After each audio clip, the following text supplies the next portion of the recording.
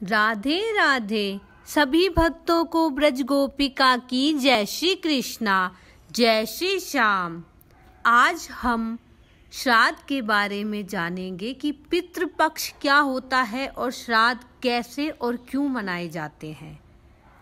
अश्विन मास के कृष्ण पक्ष को श्राद्ध कहा जाता है, जो भाद्रपद की पूर्णिमा से शुरू होकर अश्विन की अमावस्या तक माने जाते हैं।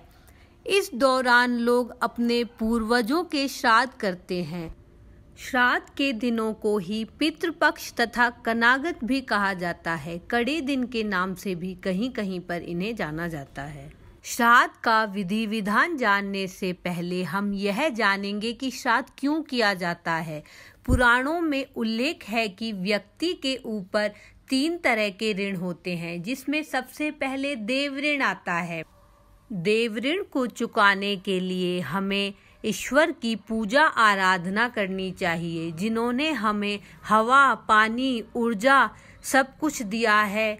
उनका धन्यवाद करने के लिए रोजाना ईश्वर की आराधना करनी चाहिए। दूसरा होता है ऋषि ऋण, इसे ही गुरु ऋण भी कहा जाता है। जिनसे हमने ज्ञान प्राप्त किया है, उनका सदैव आदर सत्कार करना तथा उनके बताए हुए नियमों पर चलना। तीसरा होता है पितृ ऋण। पितृ ऋण में हमारे पूर्वज आते हैं, जिनके वंश कुल में हमने जन्म लिया है और जिनके गोत्र के नाम से हम जाने जाते हैं।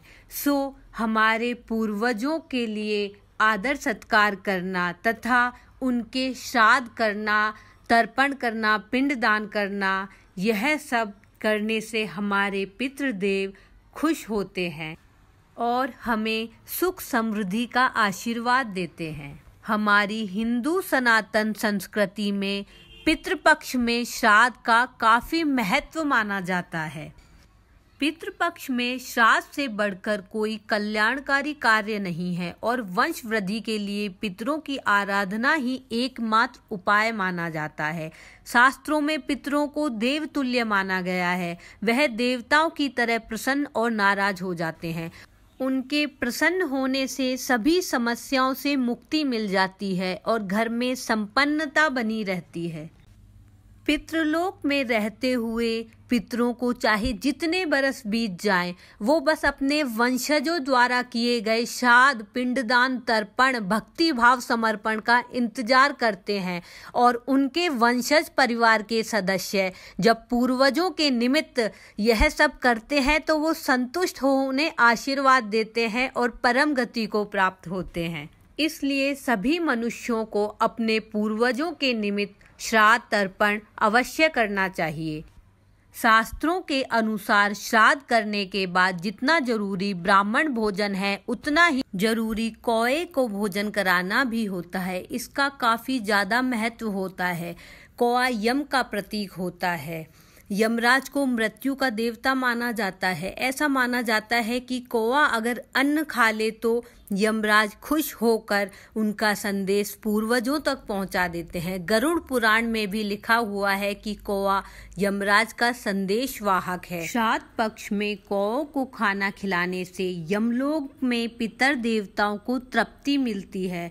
प्राचीन शास्त्रों के अनुसार यम ने कौओं को वरदान दिया था कि तुम्हें दिया गया भोजन पूर्वजों की आत्मा को शांति देगा।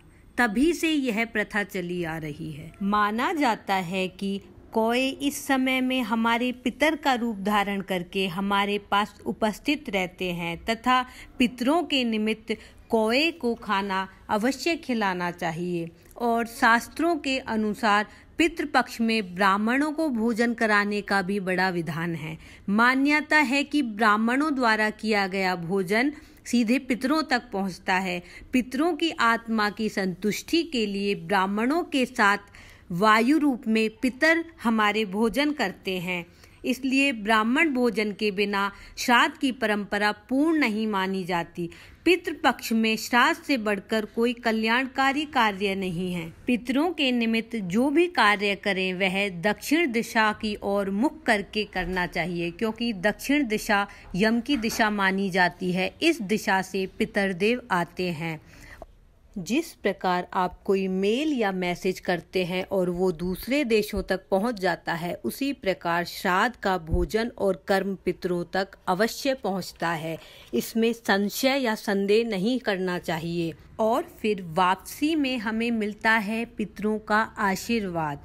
पितरों के आशीर्वाद से हमारी भक्ति भावना और बढ़ जाती है तथा घर में सुख शांति और खुशहाली बनी रहती है। गरुड़ पुराण में भी लिखा हुआ है कि जो मनुष्य श्राद्ध के दिनों में देवों और पितरों के निमित्त पूजा अर्चना करता है तो देव खुश होकर उन्हें सुख समृद्धि का आशीर्वाद देते हैं।